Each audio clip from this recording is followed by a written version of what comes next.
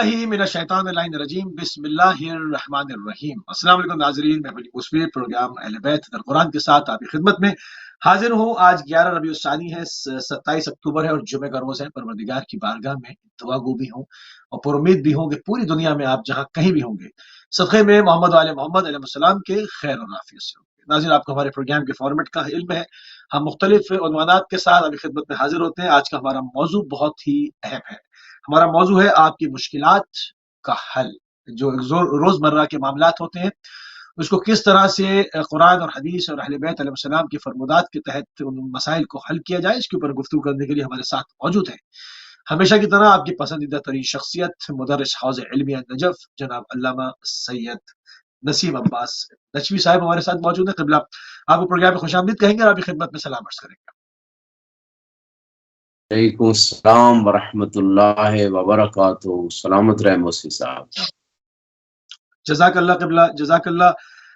क़िबला, थोड़ी सी तमीदी गुफ्तगू के साथ प्रोग्राम का हमेशा आगाज़ किया जाता है और जो मुश्किलात हैं लोगों की और उसको मुख्तलिफ रोज़मर्रा की जो मुश्किलात हैं उसको प्रोग्राम का हिस्सा बनाया जा रहा है। और दुनिया में कौन सी इस वक्त मेन मुश्किलात आप देखते हैं, इस पर रोशनी डालते हैं। औज़ु बिल्लाहि मिनश्शैतानिर रजीम, बिस्मिल्लाहिर रहमानिर रहीम, अल्हम्दुलिल्लाहि रब्बिल आलमीन वस्सलातु वस्सलामु अला सय्यिदिल अंबिया वल मुरसलीन व अला आलिहि तय्यबीन अत्ताहिरीन।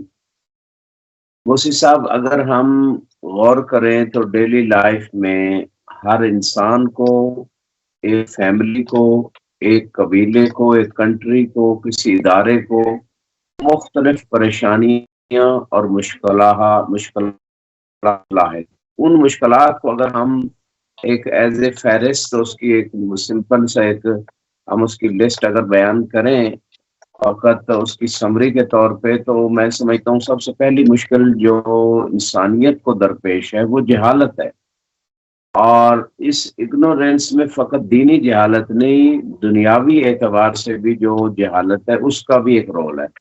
दूसरी चीज़, इंशाल्लाह इस पे डिटेल से बात करेंगे, दूसरी चीज़ जो इंसान के लिए मुश्किलात का बायस बनती है, जो इंसान की लाइफ को मुश्किल बना देती है, इनफरादी और इज्तिमाई ज़िंदगी को, उसमें दूसरी चीज़ जो है जिसका बुनियादी रोल है वो इंसान का दूसरे इंसान के हकूक़ की अदायगी न होना और अपने फ़राइज़ को अंजाम न देना। तीसरी चीज़ जो इंसान की ज़िंदगी में आमतौर पे बहुत सारी मुश्किलात क्रिएट भी करती है और खुद एक मुश्किल है, वो है सेहत के मसाइल।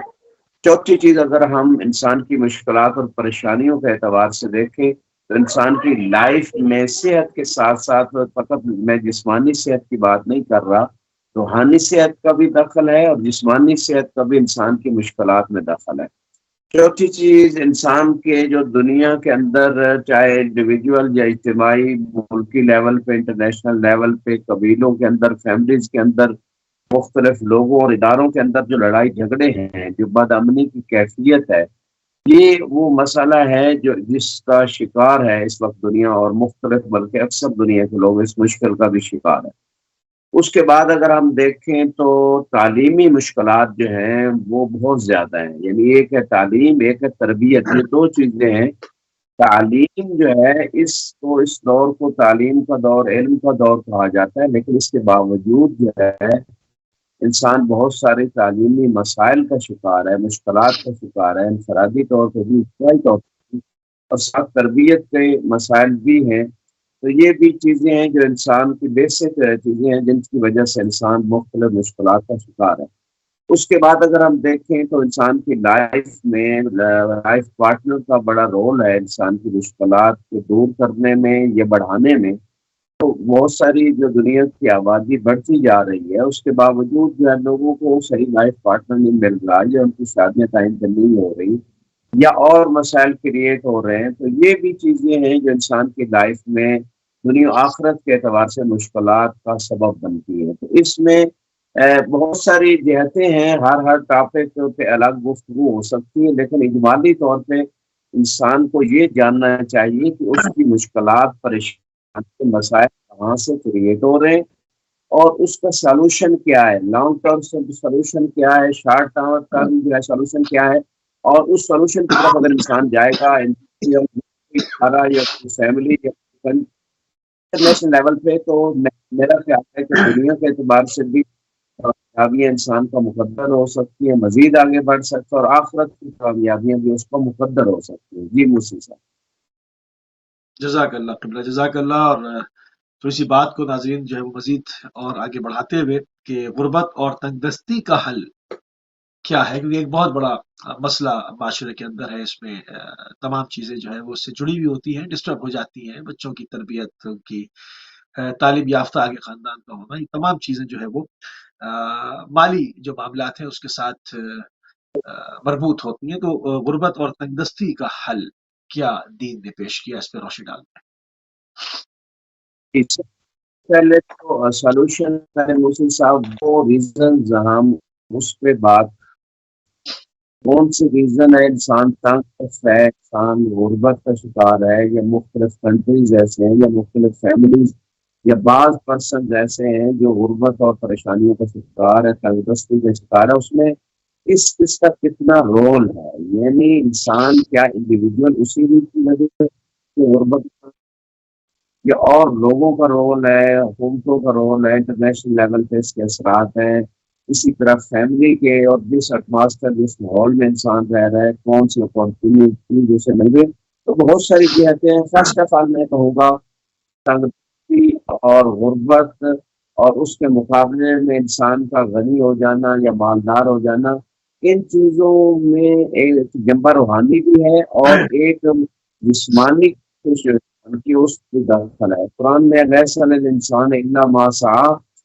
جب انسان دنیا میں آتا ہے تو اللہ نے اس کے رزق کا اہتمام کر دیا، ماں کے پیٹ میں بھی رزق کا اہتمام کر دیا، اور رازق تو خدا ہے، وما من دابۃ فی الارض الا علی اللہ رزقها۔ 12ویں پارے کی بسم اللہ کے بعد پہلی آیت میں اللہ نے فرما دیا کہ زمین پہ ہر چلنے والی مخلوق کا رزق اللہ کے ذمہ ہے۔ البتہ رزق کی دو قسمیں جس طرح کے بعض روایات میں بیان کیا گیا، ایک قسم وہ ہے جو انسان کو مل کے رہتی ہے، اور دوسری قسم انسان کو اسٹرگل کرنا پڑتی ہے۔ لیس الانسان الا ما سعی۔ تو انسان اگر چاہتا ہے کہ اس کی غربت مالی اعتبار سے، اس کی تنگ دستی ختم ہو، تو فرسٹ آف آل تو اس کے پاس ایجوکیشن ہونی چاہیے، دنیا کی بھی اور دین کی بھی، کیونکہ علم کو دو قسموں میں ڈیوائڈ کیا گیا، العلم و علمان، علم کی دو قسمیں، علم العظیم و علم، اب ایک قسم جو ہے وہ دین کا علم ہے، اور دوسری قسم ٹیکنالوجی اور بدن کا، اس میں سائنس بھی آ جاتی ہے، اس میں میڈیکل بھی بہت ساری چیزیں آ جاتی ہیں۔ تو یہ جو دو قسم کے علم ہے، کچھ مقدار تو کامن ہے، کام مقدار ہے جو ہر شخص کو اس کا نالج ہونا چاہیے، دینی اعتبار سے بھی اور دنیاوی اعتبار سے۔ کچھ پھر آگے انسان کی مہارت اور اسپیشلائزیشن ہے کہ اس کا مائنڈ کس طرف جا رہا ہے، اس کی ایبلٹی صلاحیتیں کیا ہیں، اس کا کون سا اس کو ماحول ملا ہے، کس فیلڈ میں وہ جا سکتے ہیں، انجینئرنگ فیلڈ میں، ڈاکٹریٹ ہے، ٹیچنگ ہے، جو بھی شعبے ہے، بزنس ہے۔ تو اس میں یہ کہنا چاہتا ہوں کہ فرسٹ آف آل تو انسان کو اگنورینس سے نکلنا ہے، اپنے آپ کو ایجوکیٹ کرنا ہے۔ اچھا، ایجوکیٹ کیوں نہیں کر پاتا، اس میں بھی بہت سارے جو ہے نا ریزنز ہیں، یہ ایک الگ جہت ہے، مثلا خود اس کے والدین نے توجہ نہیں دی، اس کے پاس ایسا ماحول موفر نہیں تھا، حکومتوں نے اس کے لیے ماحول پرووائڈ نہیں کیا، اور کیا پرابلم سے، یعنی فرسٹ آف آل آپ کو اتنے مقدار میں دنیاوی تعلیم میں بھی ایجوکیٹ کرے کہ سوسائٹی میں جس فیلڈ میں جانا چاہے اور اس کی اتنی مقدار میں تعلیم ہونا ضروری ہے کہ اس کے سامنے کوئی ایسی چیز رکاوٹ نہ بن جائے جو وہ آگے بڑھنا چاہتا ہے۔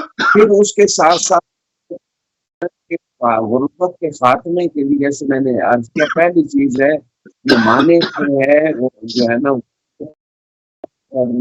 معنی ہے وہ ہے جہالت، لہٰذا علم کا اصول ضروری ہے، اور پھر علم دین بھی ضروری ہے، کیونکہ اگر انسان دین پہ عمل نہیں کرتا تب بھی بعض اوقات مال کما لیتا ہے لیکن برکت نہیں ہوتی، اگر ٹیکس کر رہا ہے، اگر خمس و زکوٰۃ نہیں دے رہا، حلال طریقے سے نہیں کما رہا، خدا کا شکر ادا نہیں کر رہا۔ قرآن میں لئن شکرتم لازیدنکم، اگر تم شکر کرو گے تو زبان سے شکر ہے، دوسرا عمل شکر ہے۔ ہم انسان اپنی لائف میں، ڈیلی لائف میں جو بھی خدا نے نعمتیں دی ہیں اس کو وہاں یوز کرے کہ جہاں خدا نے حکم دی ہے، کوئی بھی نعمت ہے، صحت ہے، وقت ہے، مال ہے، ریلیشنز ہیں، دوست احباب ہیں، اس کے ساتھ فیملی ممبرز ہیں، جو بھی انسان کو اللہ نے پاورز دی ہیں ان کو خدا کی طاعت میں یوز کرے، تو اس سے اس کی غربت کے خاتمے میں دخل ہے، کیونکہ قرآن میں اللہ نے یہ فیصلہ کر دیا من یتق اللہ یجعل لہ مخرجا ویرزقہ من حیث لا یحتسب، کہ جو تقوی کو اختیار کرے گا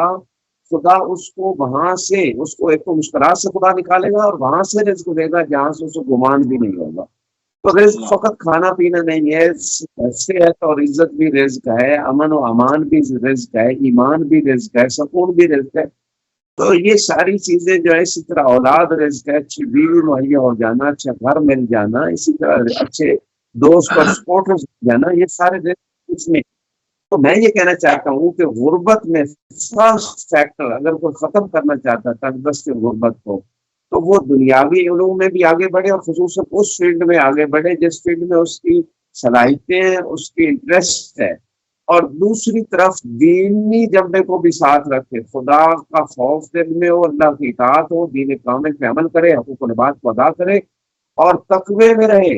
اور بعض روایات اور بلکہ آیات بھی بتاتی ہے جو توبہ کرتا ہے، جو استغفر اللہ ربی واتوب الیہ کثرت سے پڑھتا ہے، مطلب زبانی نہیں، دل سے، اس کے دل میں ندامت ہے کہ اگر کسی کی غیبت کی تو آئندہ نہیں کروں گا، تکبر کیا تو آئندہ نہیں کروں گا، جھوٹ بول رہا ہے تو آئندہ یہ برائی نہیں انجام دوں گا، کوئی کرپشن کی ہے تو اس سے آئندہ باز رہوں گا، کسی کا حق مارا ہے تو واپس کروں گا۔ یہ حقیقی توبہ ہے۔ اگر کوئی بندہ توبہ کر لیتا ہے، ان اللہ یحب التوابین، اللہ تعالیٰ توبہ کرنے والوں کو محبوب رکھتا ہے، پسند کرتا ہے۔ تو اس کے میننگز یہ ہیں کہ غربت کے خاتمے میں ایک روحانی فیکٹر ہے، ایک ظاہری فیکٹر ہے۔ لیس علی الانسان الا ما سعی، انسان کو وہی کچھ ملتا ہے جس کی وہ کوشش کرتا ہے۔ اور تجارت کا حکم دیا گیا روایات میں، خود معصومین علیہ السلام، انبیاء علیہ السلام، ائمہ علیہ السلام، سب ان کی کوشش ہوتی تھی اور ترغیب بھی تجارت میں۔ تو تجارت میں برکت ہے، تجارت میں خدا زیادہ رزق رکھا ہے۔ دیکھیں آج دنیا میں جو ترقی یافتہ کنٹریز ہیں اس میں دیکھیں ہر شخص کام کر رہا ہے، اسٹڈی بھی کر رہا ہے، ساتھ ورک بھی کر رہا ہے، پارٹ ٹائم بیسس جاب کر رہا ہے، اور چھوٹی چھوٹی لائف سے وہ کام شروع کرتے ہیں۔ ہمارے یہاں کنسیپٹ ہے کہ ایک بندے نے کمانا ہے، پورے گھر میں کھانا ہے۔ ہمارے یہاں کنسیپٹ ہے کہ بندہ جب کو 30 25 40 سال کا جب بڑھاپے کی طرف بڑھے گا تب کہیں جا کے وہ کمانا شروع کرے گا۔ حالانکہ بعض کنٹریز میں 7 8 10 سال کے بعد اس بچے کو بزنس کے کی طرف لے کے جاتے ہیں، اس کو عملی پریکٹیکلی طور پہ چھوٹے بزنس کر کے دیے جاتے ہیں تاکہ اس کا ایکسپیرینس ہو، اس کا مائنڈ بنے۔ اور بزنس سے روایات میں عقل جو ہے نا وہ مضبوط ہوتی ہے، عقل میں میچورٹی آتی ہے۔ تو میں یہاں یہ کہنا چاہتا ہوں کہ غربت کے خاتمے میں صدقے کا بھی دخل ہے، غربت کے خاتمے میں دعا کا بھی دخل ہے، دوسروں کی دعائیں، والدین کی دعائیں، اپنی دعا۔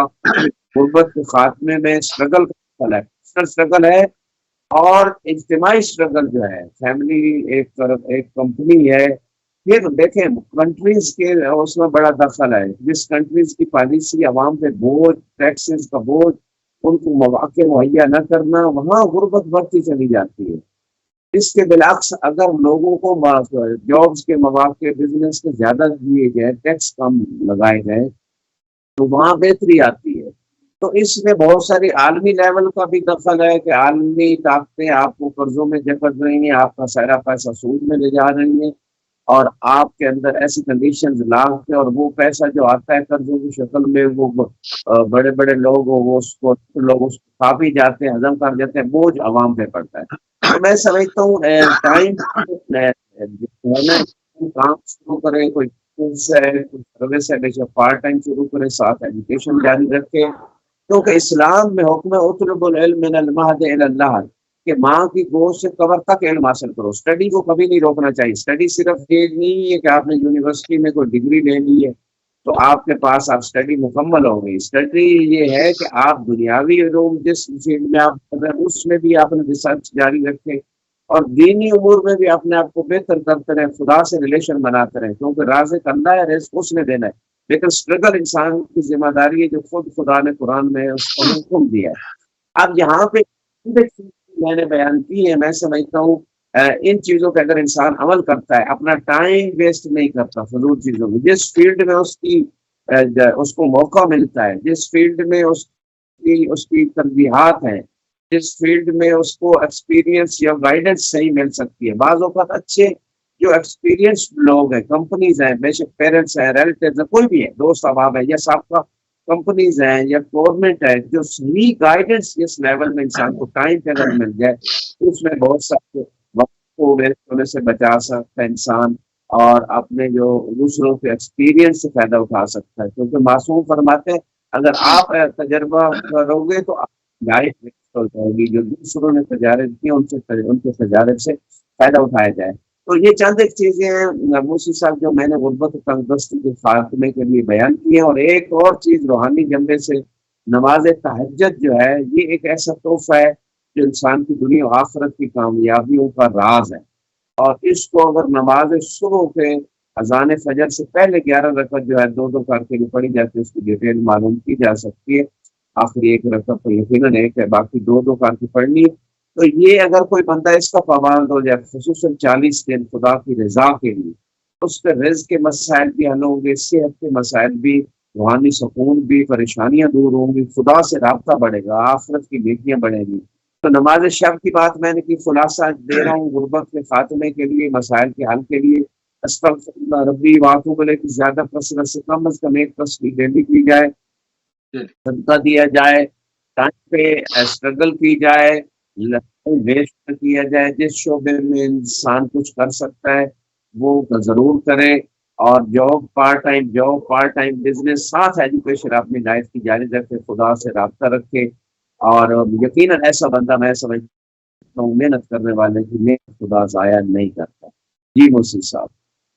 صحیح. اچھا، بعض جگہ پر چونکہ اب جیسے پاکستان کا معاملات ہے کہ حکومت در حکومتیں آتی رہیں اور حفظان صحت کے لیے کوئی مربوط حکمت عملی نہیں اپنائی گئی. تو جو آیا اس نے اپنے 3 4 سال 5 سال اپنی جو ٹرم ہے اس کو دیکھا کہ اس میں کتنا لوٹ سکتا ہے، کتنا کسوٹ سکتا ہے، اور وہ چلتا بنا اور بار بار باریاں لگاتے رہے. کوئی مربوط نظام عوام کے لیے آج تک جو ہے وہ تشکیل نہیں دیا جا سکا، بلکہ دینا ہی نہیں چاہا. خود بھی جب بڑے عمرا جو ہے وہ بیمار ہوتے ہیں تو وہ فوراً پاکستان سے باہر جا کے اپنا علاج کرانے کو ترجیح دیتے ہیں. اب عوام وہ کہاں جائے؟ تو اس کی کیا وجوہات، اس کے علاوہ یہ تو ایک گراؤنڈ ریئلٹی ہے، ایک زمینی حقائق ہے جو میں نے بیان کی، اس کے علاوہ اور انسان کے بیمار ہونے کی کیا وجوہات ہو سکتی ہیں؟ دینی اعتبار سے ہمیں اور کیا کچھ ملتا ہے، اس پہ بھی روشنی ڈالتا صحت کے حوالے سے انسان کی اللہ نے دو پارٹس بنائے، ایک باڈی ہے اور ایک روح ہے. تو ایک روحانی صحت ہے اور دوسرا جسمانی ہے. دونوں کا ریلیشن ہے آپس میں. روحانی صحت ہوگی تو جسمانی صحت کی بہتری کی طرح انسان جائے گا، اور جسمانی صحت کا ریلیشن ہے روحانی صحت سے. العقل و سلیم سلیم جیسے کہ مشہور بھی ہے کہ عقل سلیم یا روحانی سکون اور سلامتی جو ہے وہ انسان کو صحت مند جسم ملتی ہے، اور صحت مند جسم کا تعلق روحانی صحت سے بھی ہے.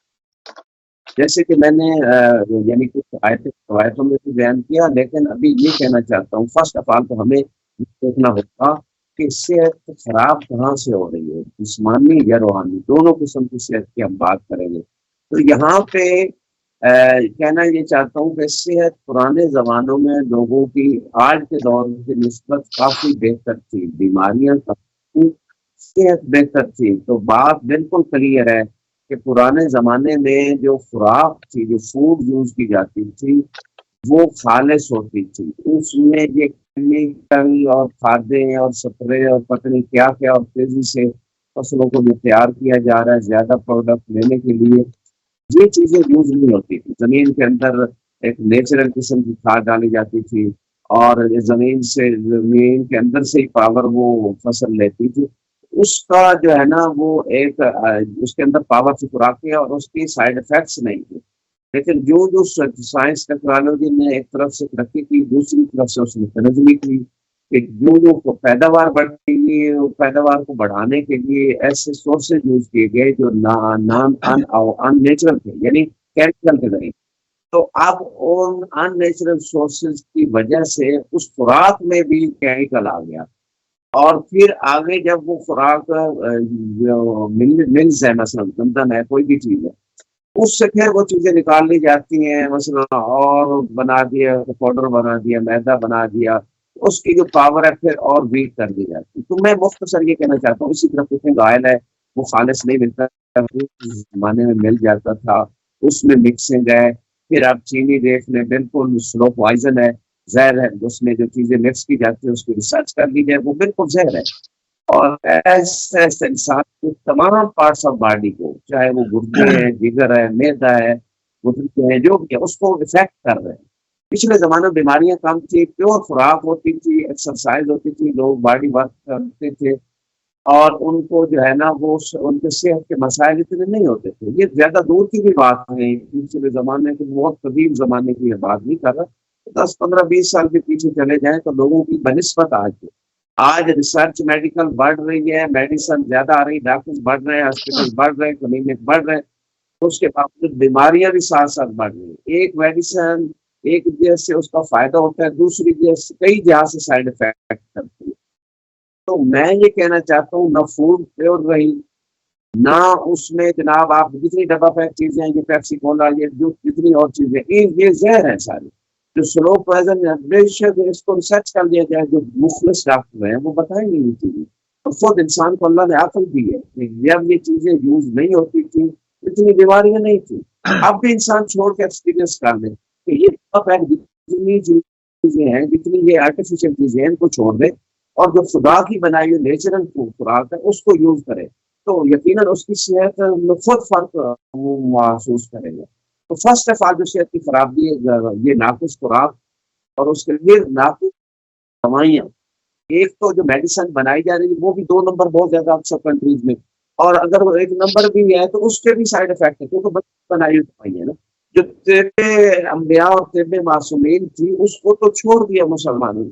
اگر اس پہ ریسرچ کرتے, اس پہ کام کرتے تو اس کے سائڈ افیکٹ نہیں تھے, اس کے بینیفٹ ضرور تھے, کیونکہ وہ اللہ کے نمائندوں نے جو جسمانی صحت کے بھی وہ طبیب تھے, روحانی صحت کے بھی وہ ڈاکٹر اور طبیب تھے, ان سے روحانی صحت کے بھی نسخے چھوڑ دیے لوگوں نے, جسمانی صحت کے نسخے بھی چھوڑ دیے, تو مسائل کریٹ ہو گئے. مسائل دنیا میں زیادہ بڑھ رہے ہیں, مسائل سالو نہیں ہو رہے.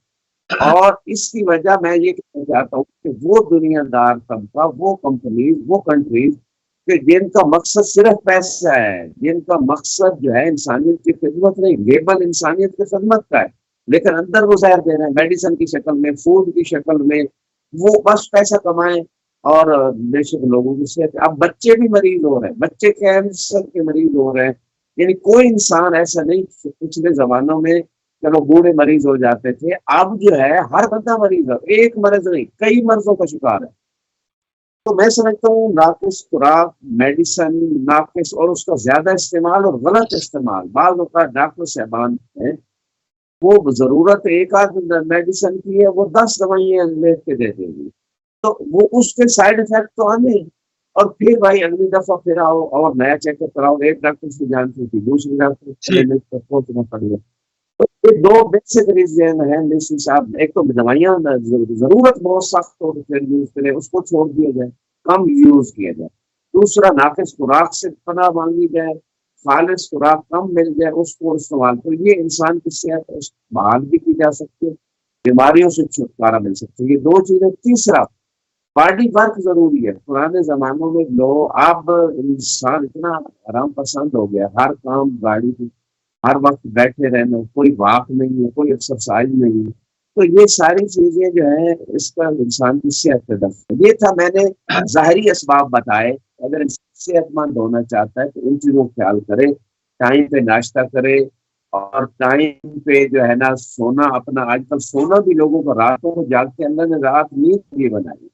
رات کی جو نیند ہے وہ جو باڈی کو انرجی دیتی ہے, جو باڈی کو انسان کی صحت کو بحال رکھتی ہے, وہ دن کی نیند پورا نہیں کر سکتی. لہٰذا انسان نے وہ نیچر کے تمام طریقوں کو بدل دیا. تو اگر وہ رات کا جو ٹائم ہے اس کے وقت انسان ریسٹ کرے تو وہ تھوڑے ٹائم میں زیادہ اس کو انرجی اور اس کی صحت کے لیے بہتر ہے دن کی بنسبت. اسی طرح جو میڈیا کا زیادہ یوز ہو گیا, موبائل پہ ہر وقت بیٹھے, اس کا بھی صحت پہ زیادہ منفی افیکٹ ہے. خصوصاً اس میں وہ لوگ جو خدا کی نافرمانی میں ٹائم ویسٹ کرتے ہیں یا اپنا ٹائم صرف کرتے ہیں, چاہے عام لائف میں چاہے اب نیٹ پہ بیٹھتے ہیں, تو جو فضول چیزوں میں جب بیٹھتے ہیں تو اس وقت پہ خدا کی رحمت نہیں آتی ایسے لوگوں کو. ان لوگوں کی صحت کے مسائل بھی کریٹ ہو رہے ہیں. تو اس طرح مزید صحت کے حوالے سے تو میں یہ کہنا چاہوں گا صدقہ بلاؤں کو ٹالتا ہے. صدقہ تدفع 70 میتۃ سوء روایات میں کہ 70 قسم کی بری موت سے بچاتا ہے. 70 قسم کی بلاؤں سے صدقہ ڈیلی بیسس پہ بلکہ تھوڑا صدقہ انسان دے، زیادہ اگر نہیں دے سکتا تو وہ مصیبتیں اور بیماریاں دور ہوتی ہیں. اسی طرح روحانی جنبے سے کثرت استغفار، استغفر اللہ ربی واتب ہے، یہ صحت کے لیے بہت مفید ہے، اولاد کے لیے بھی، صحت کے لیے بھی، رزق کے لیے بھی. نماز شب جو ہے یہ صحت کے لیے بہت اچھی چیز ہے. تو میں نے دونوں جنبوں کے اعتبار سے بتا دیا کہ جو ظاہری میٹیریل اور اس مادی دنیا کے اعتبار سے اگر ہم دیکھیں تو جو چیزیں صحت پہ اثر انداز ہو رہی ہیں ان کو چھوڑنا پڑے گا. بعض اوقات لوگ کیا کرتے ہیں، بیمار ہوئے میڈیسن لینے چلے گئے. بھائی وہ ریزن تو تلاش کرو جس ریزن کی وجہ سے آپ بیمار ہو رہے ہیں. ٹھنڈا پانی پیے جا رہے ہیں، گلا خراب ہو رہا ہے، زکام ہو رہا ہے، بخار ہو رہا ہے. بھائی ٹھنڈا پانی جو ہے آپ تو ان لوگوں نے بھی چھوڑ دیا ہے جو کنٹریز بہت ایڈوانس ہو چکے ہیں، اس کے افیکٹ ہیں معدے پہ، دل پہ اور اسی طرح انسان کی صحت پہ. تو میں یہ کہنا چاہتا ہوں کہ وہ نیچرل جو خدا نے سسٹم بنائے ہیں اس کے تحت اگر انسان چلا جائے، اپنی خوراک کو چینج کرے تو اس کی صحت بحال ہوگی، اور زیادہ میڈیسن یوز نہ کرے. بہت ضرورت جس کی سخت ضرورت ہے، اور صحیح میڈیسن اور صحیح ڈاکٹر سے، اور کوشش کرے کہ دیسی نسخے اگر کہیں سے میسر ہیں مفید لوگوں سے تو ان کو یوز کرے. لوگ دعا کا دخل ہے انسان کی صحت، دوسرے دعا کریں، خود دعا کرے، اپنی لائف سٹائل کو چینج کرے، سونے جاگنے کا ٹائم، خوراک کا زیادہ فوڈ بھی نہ ہو، کم بھی نہ ہو، پاورفل ہو لیکن بے شک وہ کم مقدار کو نہیں چھوڑنا چاہیے. اور یہ وہ چیزیں میں سمجھتا ہوں اگر انسان اس پہ عمل پیرا ہو جائے، اور حکومتوں کا بھی اس میں رول ہے کہ وہ میڈیسن کو چیک اینڈ بیلنس رکھیں کہ نقلی کتنی آ رہی، ڈاکٹرز کیا کر رہے ہیں مریضوں کے ساتھ، اور اس پہ چیک اینڈ بیلنس ہونا چاہیے. اور اسی طرح والدین کو اپنے بچوں پہ نگاہ رکھنی چاہیے. خصوصاً آپ بچے جب جاتے ہیں اسکول وغیرہ میں تو وہ پاکٹ منی جب لے کے جاتے ہیں تو بڑا جو بازار میں زہر خریدنے پڑی ہے، چاہے وہ چپس کی شکل میں ہے، چاہے وہ ٹافیز کی شکل میں ہے، جو بھی پڑے وہ سب ناقص چیزیں ہیں. وہ دانت خراب کرتی ہیں، معدہ خراب کرتی ہیں، کینسر تک جو بچوں کو ہو رہا ہے اس کی روحانی جو صحت ہے، بڑی ناقص ہے. وہ رکھے ان چیزوں پہ، اور فضولیات ان کو لینے کے لیے پیسے نہ دے، خود کوئی اچھی چیز پرچیز کر کے پھال دے دے. اب تو پھلوں میں بھی کیمیکل ہے. جی موسی صاحب، روحانی صحت کو اس کے کیا عوامل ہے، اس کے اندر ان کو کیا عوامل درکار ہے؟ جی یہ تو موسی صاحب میں اس حوالے سے اگر کہوں کہ کئی پروگرام بھی کیے جائیں تو کم میں مختصر یہ کہنا چاہتا ہوں کہ جو گناہان کبیرہ آیت اللہ دستغیب رحمۃ اللہ علیہ نے کتاب لکھی ہے، یہ قلب سلیم کتاب ہے، یہ اس طرح اور کچھ اخلاق کی کتاب نہیں. اس پہ جب تک انسان فوکس نہیں کرے گا اور اس کی اسٹڈی نہیں کرے گا اور اس کو اپنے لائف میں اپلائی کرے گا، روحانی صحت حاصل نہیں کی جا سکتی. سب فرسٹ آف آل تو روحانی صحت خراب کیوں ہوئی؟ تو ایک ریزن یہ ہے کہ والدین خود کتنے نیک ہیں، اس کا بڑا افیکٹ ہے. کیونکہ بچہ جو ہے وہ چیزیں ماحول سے لیتا ہے، چیزیں اس کی وراثت میں اسے آتی ہے. اس کے آبا و اجداد کیسے تھے، نیک تھے، برے تھے. آبا و اجداد کی نیکیاں بھی اولاد میں اثر انداز ہے، آبا و اجداد کی بھی اولاد میں اثر انداز ہے.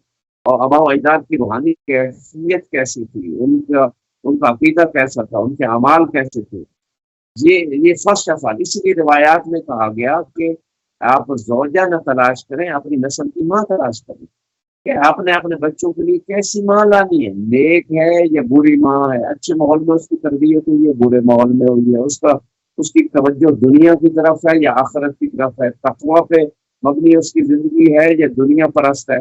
تو یہ یعنی کسی بھی انسان کی روحانی کا سفر جو ہے اس کی پیدائش کے بعد شروع نہیں ہوتا، بلکہ اس کے والدین کی چوائس سے شروع ہوتا ہے. یہ فرسٹ آف. دوسرا روحانی صحت میں وہ کون سا ماحول اس بچے کو میسر ہوا، گھر میں کیسا ماحول ملا، روحانی ماحول تھا یا شیطانی ماحول تھا، بازار میں جس کنٹری میں، جس سٹی میں، جس اسکول میں بچہ جا رہا ہے، جیسے دوست ہیں، وہ کیسا ماحول ہے، ہر طرح شیطانی ماحول ہے یا کوئی روحانی ماحول ہے، اس کا ایٹماسفیئر، اس کا دخل ہے. پھر تیسری چیز روحانی صحت میں جو بیسک فیکٹر ہے میں سمجھتا ہوں وہ ہے رزق حلال. اگر انسان خود بھی جو والدین ہے رزق حلال کھائیں، بچوں کو بھی کھلائیں، تو بچے بھی نیک ہوں گے، والدین کے اندر بھی وہ نیکی کی جو ہے نا وہ رغبت پیدا ہوگی۔ حرام رزق سے برائی کی رغبت پیدا ہوگی، اور حرام رزق سے باتیں قبول نہیں ہوتی، انسان کی روحانیت تباہ ہو جاتی۔ ایک لقمہ حرام کا 40 دن تک نمازیں قبول نہیں ہونے دیتا، جیسے کہ بعض روایات ہے آپ نے۔ تو جو شخص مثلا حرام کما کے کھلا رہے ہیں بچوں کو کرپشن کر کے، جس طریقے سے ان کے پیٹ نہیں بھرتے، بچوں کی ضروریات پوری کرنے کے لیے، حالانکہ وہی بچے ان کے نافرمانگار ہو جاتے ہیں، وہی بچے اور والدین کو اولڈ ہاؤسز میں پہنچاتے ہیں۔ بڑی سخت قسم کی کہانی اور دنیا میں واقعات سامنے آ رہے ہیں۔ اگر ان کو حلال کھلاتے اور ان کی دینی تربیت بھی ساتھ کرتے تو وہی بچے والدین کے فرما بردار ہوتے۔ اسی طرح اگر خود والدین کی رسپیکٹ کی ہو اور ان کے حقوق کا خیال رکھو تو اولاد بھی والدین، تو بہت سارے فیکٹر ہیں۔ تو میں ابھی تک میں نے جو بات کی، فرسٹ آف آل جو شوہر کا انتخاب یا بیوی کا ہے وہ صحیح ہے، وہ تقوی اور علم اور تقوی اور معرفت کی بنیاد پر ہے۔ دوسری چیز جو ہے والدین اپنی لائف خدا کے قانون کے جو ہے نا دائرے کے اندر، شریعت کے دائرے میں گزار، اس کا دخل ہے روحانی سے۔ تیسرا، کس کنٹری میں، کس شہر میں، کس مدرسے میں، کس اسکول میں، کس محلے میں، کن فیملیز میں بندہ رہ رہا ہے، اس کا بڑا دخل ہے۔ تیسری چیز جو آج میڈیا کا دور ہے، نگاہ رہے کہ میڈیا کا یوز کیسے کر رہا ہے وہ انسان، ہر وقت شیطانی چیزوں کو دیکھ رہا ہے یا رحمانی چیزوں کی طرف متوجہ ہے، اس کا انسان کی روحانی سے دخل ہے۔ پھر آگے چلے جائیں، میں نے بات کی رزق کے حلال کی بات کی، ماحول کی بات کی، ایجوکیشن کی بات کی، والدین کی بات کی، اور پھر جو کنٹری جس میں انسان رہتا ہے اس کی حکومتوں کا رول کیا ہے۔ کیا وہ بچوں کو ٹی وی جس سے ان کے اخلاق بگڑ، جس سے ان کی روحانیت تباہ ہو رہی ہے، یا ایسے کوئی کریٹو اور بااخلاق قسم کی چیزیں دکھا رہے ہیں جس سے ان کے اندر سیرت رسول خدا آ رہی ہے، ان کے اندر اخلاق آ رہا ہے، ان کے اندر طہارت روح آ رہی ہے، یعنی وہ حکومتوں کا کیا رول، اس کا بھی دخل ہے۔ اب آگے چل کے خود انسان، یہ تو دوسرے لوگوں کا کیا دخل ہے انسان کی روحانی صحت میں، یہ چیزیں تھی۔ خود انسان کا کیا رول ہے؟ خود انسان کا رول یہ ہے کہ اِنَّا هَدَيْنَاهُ السَّبِيلَ إِمَّا شَاكِرًا وَإِمَّا كَفُورًا، اللہ نے قرآن میں فرما دیا، ہم نے سیدھا راستہ دکھا دیا، اب اس پہ چل کے انسان اللہ کا شکر گزار بندہ بن جائے یا نہ شکرہ بندہ، یہ انسان کے اپنے اختیار میں ہے۔ تو انسان کو دونوں راستے، انسان کی خود ضمیر کے اندر فَأَلْهَمَهَا فُجُورَهَا وَتَقْوَاهَا، انسان نے دین نہ بھی سمجھا ہو، نہ بھی سیکھو، جب تک اس کی روحانی صحت کو تباہ نہیں کر دیا گیا، خنزیر کا گوشت کھلا کے، حرام گوشت کھلا کے، یا حرام مال سے یا فوق زکات نہ دے کے، جب تک روحانی صحت برباد نہیں ہوئی مکمل، تب تک اس انسان کا ضمیر زندہ ہے۔ اندر سے آواز آتی ہے، انسان کے دل کے پاس ایک شیطان بیٹھا ہوا ہے جیسے کہ روایت میں، جو ہر وقت انسان کو غلط خیال، اور قرآن بھی کہہ رہا ہے جو وسوس فی صدور الناس من الجنۃ والناس، کہ لوگوں کے دلوں میں وسوسے ڈالتا رہتا ہے، لوگوں میں سے بھی وسوسے آتے ہیں اور جو ہے نا جنوں میں سے بھی۔ تو یہ وسوسے اور شیطان جو اندر بیٹھا ہے وہ ہر وقت گمراہی کی طرف لے جا رہا ہے، اور ساتھ ایک فرشتہ بیٹھا ہوا ہے جو ہر وقت ہدایت اور نیکی کی رغبت دلا رہا ہے، جسے ہم ضمیر کی آواز بھی کہتے ہیں۔ تو جب تک وہ ضمیر زندہ ہے، وہ دل زندہ ہے، کیونکہ دل جو ہے انسان کا جب گناہ کرتا ہے تو ایک گناہ سے ایک سیاہ دھبا دل کے اوپر پیدا ہو جاتا ہے، جیسے کہ بعض روایت میں گناہ کرتے کرتے انسان کی توبہ کی طرف اگر نہیں جاتا یا سیدھے راستے پہ نہیں چلتا جو شریعت نے مقرر کیا ہے، جو دین میں، تو وہ سیاہ دھبے لگ لگ کے دل سیاہ ہو جاتا ہے اندر سے، روحانی جل اعتبار سے۔ پھر اس پہ کوئی نصیحت پسند اپنی کوئی نیکی بات، نیکی کی رغبت ختم ہو جاتی ہے۔ لہٰذا فوری توبہ کا اس لیے حکم ہے، اگر نماز ایک ٹائم کی چھوٹ گئی تو فوری خدا سے ندامت کرے، معذرت کرے، استغفار پڑھے اور آنسو بہائے۔ اگر روزہ زندگی میں مثال میں جو والدین چھوٹ گئے تو اس کی ندامت، جھوٹ بول کسی غلطی سے غیبت کر لی ہے، تکبر کر لی ہے، سب جو بھی گناہ ہے، انسان جب اس پہلے تو ان چیزوں قریب نہ جائے، اگر چلا جائے تو فوراً ندامت اور آئندہ آزموں کا ایسا کام نہیں کریں گے، خدا سے ہمیشہ دعا بھی۔ تو جب تک یہ انسان خود سٹرگل نہیں کرے گا، باہر کے لوگوں کا کیا ماحول جیسے میں نے بتایا ان چیزوں کا بھی افیکٹ ہے، لیکن خود انسان کی سٹرگل کا بڑا دخل ہے۔ حلال رزق کھائے، ذکر خدا میں زبان کو مشغول رکھے، واجبات کو انجام دے، حرام چیزوں سے بچے، مکروہات سے بچنے کی کوشش کرے، اور دوسری سب خصوصی چیز جو ہے وہ ہے مستحبات، سنت اعمال جو ہیں اس میں زیارات ہیں، خصوصاً امام حسین علیہ السلام کی زیارت ہے، حج کا دخل ہے، اسی طرح جو ہے صدقہ و خیرات، کثرت ذکر، استغفر اللہ ربی واتوب الیہ، یہ وقت کرتا رہے، یہ ساری چیزیں، درود شریف پڑھتا رہے، یہ چیزیں روحانی جیسے اس کا بڑا دخل ہے۔ دوسرے انسانوں کے حقوق کو خصوصاً خیال رکھے، کسی کی انسلٹ نہ کرے، اذیت نہ دے، تو یہ جب انسان نے خود ان کو انجام دینا ہے۔ اگر ان ہاں پہ اپنے بالغ ہونے سے پہلے عمل پیرا ہو جائے اور اسے ایسا ماحول مل جائے یا وہ خود تربیت لے لے۔ دیکھیں والدین کے اوپر اولاد کا حق ہے انہیں قرآن کی تعلیم سے ہمارے بر صغیر میں یہ سمجھا جاتا ہے اسے فقط پڑھنا سکھا دیا جائے، حالانکہ اس سے مراد یہ نہیں ہے، یہ پڑھنا بھی ضروری ہے، اس کے ساتھ مراد یہ ہے کہ جو قرآن کے اندر اللہ نے احکام ارشاد فرمائے، چاہے وہ واجبات ہیں، حرام چیزیں جن سے روکنا، اس کی معرفتوں سے گرایا جائے۔ ہم ایک سبجیکٹ کی ٹیوشن کے لیے، کیمسٹری فزکس کے لیے ہم لوگ جو ہے نا ہزاروں روپے ایک ٹیوٹر کو دیتے ہیں، ایک سبجیکٹ کے لاکھوں روپے فیس کالج یونیورسٹی اسکول کی دیتے ہیں، اور کیا کیا والدین کرتے ہیں، لیکن بچوں کی روحانی صحت کے لیے، جس میں ان کی جب تک گاڑی کے اگر مثال کے طور پہ چار جیسے بچپائی ہے، اگر دو چل رہے ہیں اور دو نہ چل رہے تو وہ گاڑی کیسے چلے گی؟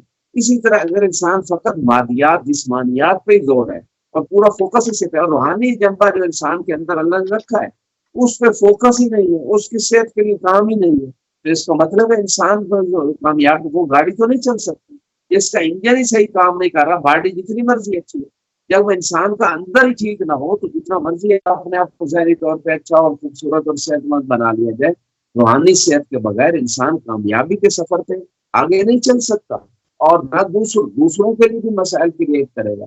تو روحانی صحت میں بہت سارے گناہان ہیں، اور گناہان کبیرہ کتاب کا ہمیشہ اس کی اسٹڈی کرنی چاہیے، اس کی ٹیوشن رکھ کے دیں، یعنی والدین پہ فرض ہے کہ اپنی اولاد کو بالغ ہونے سے پہلے گناہان کبیرہ کتاب کی ٹیوشن رکھ کے دیں، ان کو توضیح المسائل، ان کو قرآن کے معرف، احکام تجوید، اسی طرح ان کے اندر عقائد، ان کے اندر اخلاقیات، یہ ساری چیزیں جو مہم، اور سیرت اہل بیت کی کتاب، تو یہ ساری چیزیں والدین کے اوپر فرض ہے کہ بچوں کو وہ خود کریں یا ان کے لیے کوئی سسٹم مہیا کریں جو ان کو ٹیچ کر سکے۔ تو ایسے ماحول پھر وہ آنکھ ہونے سے والدین بچیں گے۔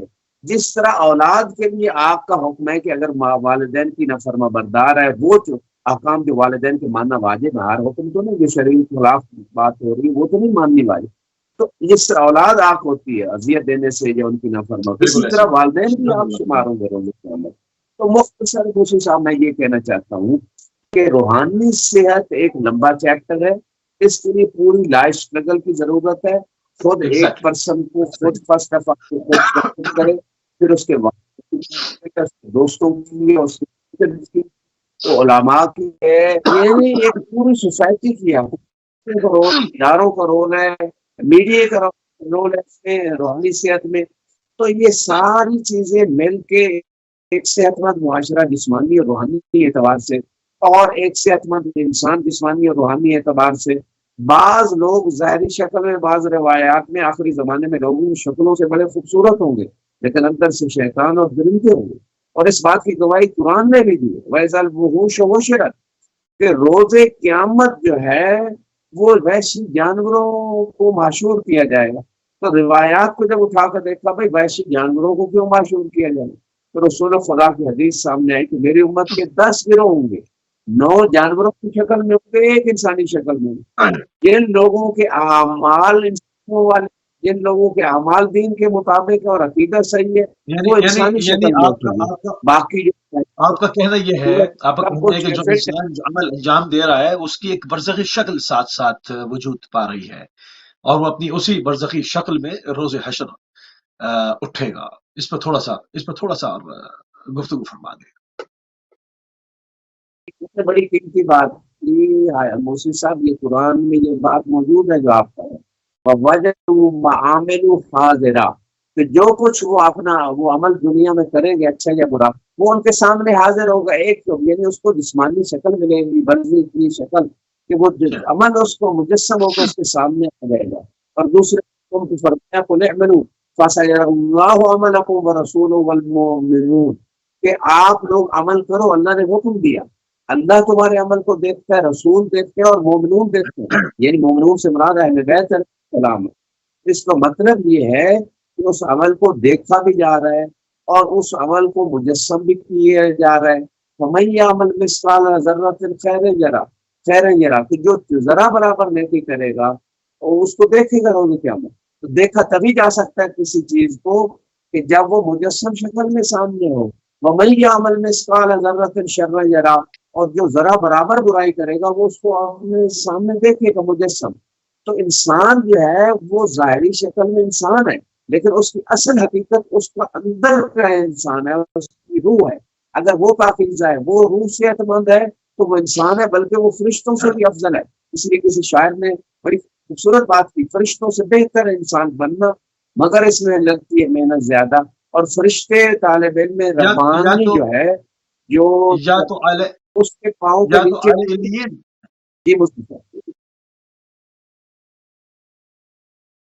یا تو اعلی علیین کی جانب سفر ہوگا یا اسفل السافلین کی طرف آدمی فرما رہے ہیں، کیونکہ پورا عقل کا جنبہ دیا گیا تھا، ودیت کر دی گئی تھی عقل۔ جی بالکل اسی طرح انسان یا تنزلی کی طرف جا رہا ہے، وہی اپنے روحانی سفر کی وجہ سے، یا بلندی کی طرف جا رہا ہے، تو یہ تو انسان کا اب اختیار ہے اس کی۔ صحیح قبلہ، تھوڑا سا اور ہمارے پاس وقت ہے ابھی، تھوڑی سی گفتگو اور کر لیتے ہیں قبلہ۔ بہت ہی اہم چیز ہے کسی بھی قوم کے، کسی بھی معاشرے کی اصل جو صحت ہے وہ ہے تعلیم، یعنی تعلیم و تمدن۔ اگر تعلیمی میدان میں دیکھیں تو اس حوالے سے جو مشکلات ہیں ہمارے جو ممالک ہیں، جو تھرڈ ورلڈ کنٹریز ہیں، اس میں تعلیمی اعتبار سے پیچھے در پیچھے ہوتے چلے گئے، جس کی وجہ سے سائنس اینڈ ٹیکنالوجی کے اندر، اس کے ریسرچ کے اندر، ان اداروں کے قیام کے اندر مشکلات آپ کے سامنے اس پار کو بتائی گئی، اور وہ خالی پڑی ہے پوری سوسائٹیز آپ دیکھیں پاکستان کے اندر، تو اس کے بعد کام نہیں ہوا۔ تو تعلیمی مشکلات کا حل دینی اعتبار سے کیا ہے؟ زمینی حقائق تو سب کو پتہ ہی ہے۔ سلامت رہیں۔ تعلیم مشکلات کا حل، فرسٹ آف آل تھوڑی سی میں روشنی تعلیمی مشکلات پہ ڈالوں گا۔ ایک چیز جس پہ اکثر لوگ فوکس نہیں کرتے وہ ہے تعلیم و تربیت۔ ایک ہے تعلیم، کسی کو آپ ایجوکیٹ کر لیں، دوسرا آپ اس کو ٹرین کر لیں۔ تو یہ دو چیزیں ہیں۔ ہماری سوسائٹی میں، دنیا میں غالباً یہ سمجھ لیا گیا کہ کتابوں کا مختلف علوم کا رٹا لگا لینا اور اس کی ڈگری لے لینا یہی ایجوکیشن ہے اور یہی تعلیم ہے، اور اسی پرسن کو ایجوکیٹڈ کر سکتے ہیں۔ حالانکہ یہ بہت رانگ کنسیپٹ ہے۔ مثلا ایک لینگویج کوئی بندہ سیکھ لیتا ہے، چاہے وہ انگلش ہے، عربک ہے، پرشین ہے، کوئی بھی لینگویج ہے، یہ لینگویج تو سورس آف کنورسیشن ہے، یعنی آپ جو آئیڈیاز، جو چیزیں لوگوں کو کنورٹ کرنا چاہتے ہیں، اس کا ایک سورس ہے۔ اس سے بڑھ کر اس لینگویج کی اور کوئی ویلیو نہیں ہے۔ یہ لینگویج انسان کو انسان نہیں بناتی۔ ہمارے معاشروں میں یہ ہے کہ بعض اوقات کسی نے اگر 4 ورڈز انگلش کے سیکھ لیے تو وہ سمجھ یہ پڑھا لکھا انسان ہے۔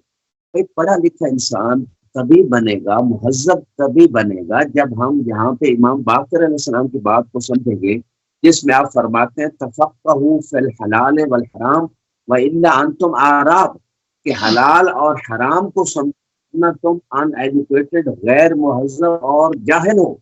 تو جو بندہ حلال و حرام کو نہیں سمجھتا وہ اپنی روح کے جو روح کا مقام ہے اس کو بھی گرا رہے اور اپنی انسانیت کو بھی گرا رہے۔ اس میں فرسٹ آف آل جو ہے نا، جو بھی انسان دنیا میں آیا ہے اس کے لیے دینی تعلیم یہ تو مست ہے، جس طرح کھانا پینا مست ہے، ہوا مست ہے، باقی جو انسان کی زندگی کی ضروریات ہیں، اسی طرح تعلیم بے مقدار ضرورت۔ میں دینی تعلیم سے یہ نہیں کہہ رہا کہ ساری دنیا چھوڑ کے مدارس میں داخل ہو جائے، میں یہ کہنا چاہتا ہوں اتنی مقدار میں دینی معرفت ضروری ہے کہ جو انسان کو اس کے خالق کی معرفت اور انبیاء اور ائمہ کی معرفت، قیامت کی، اور اسی طرح جو ہے دین کے جو فروع دین ہے، نماز، روزے، حج، زکوٰۃ کے جتنے بھی ان چیزوں کے احکام ان کو جانتا ہو، حقوق و لباس کو، اتنی مقدار میں دینی معرفت بھی ضروری ہے۔ اور ساتھ اگر ہم دینی تعلیم کی جو بات میں نے کی، یہ آج میڈیا کے دور میں بہت آسان ہو چکی ہے۔ اگر کوئی حاصل کرنا چاہتا ہے، پھر مجالس ہیں، پھر اس کے علاوہ جو ہے نا مسجد ہے، ہمارے پاس بہت سارے فورمز ہیں جن سے لوگ ایجوکیشن لے سکتے ہیں دینی اعتبار سے، اپنے والدین سے، بک سے۔